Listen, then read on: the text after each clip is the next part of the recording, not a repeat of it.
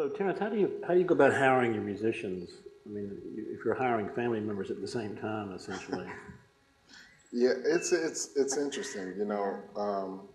When it comes to hiring musicians, man, I mean, there's a lot that goes involved. There's a lot that's involved in the process. In terms of, I'll always talk to the guys first. Have you heard about so and so? Have you heard him play? What do you think? Have you heard anything about him? What's going on? And I get a lot of information from my sidemen.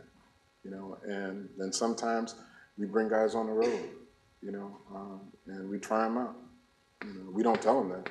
We just say, hey, man, I need you to fill in for this person here. I need you to fill in for that person. And we say, let's just see how it goes.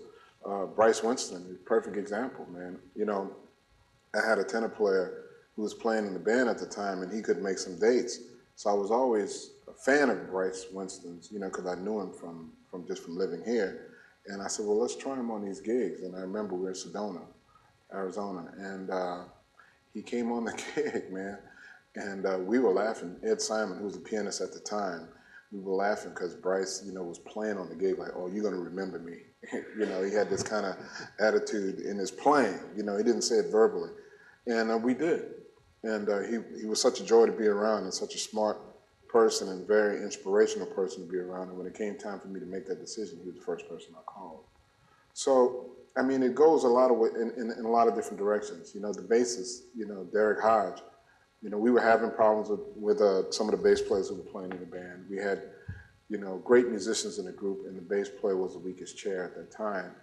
And we just didn't see anybody around. And it was the drummer who had played with us before, Rodney Green. He said, look, man, you need to check on my boy, Derek. I hadn't heard of him. Just called him, just based on that recommendation. And we did a gig. Where was that gig? St. Louis. Well, that's where it was? I thought it was like upstate New York or something. I think it was in the middle of the country. Okay. And we go through this a lot. And Derek, when he played on the gig, he just fit in automatically. Isn't that good? I mean, and it was amazing because after the gig, I walked up to him and I said, hey, man, if you want this job, it's yours. And just because of his playing and his personality. And let me tell you something.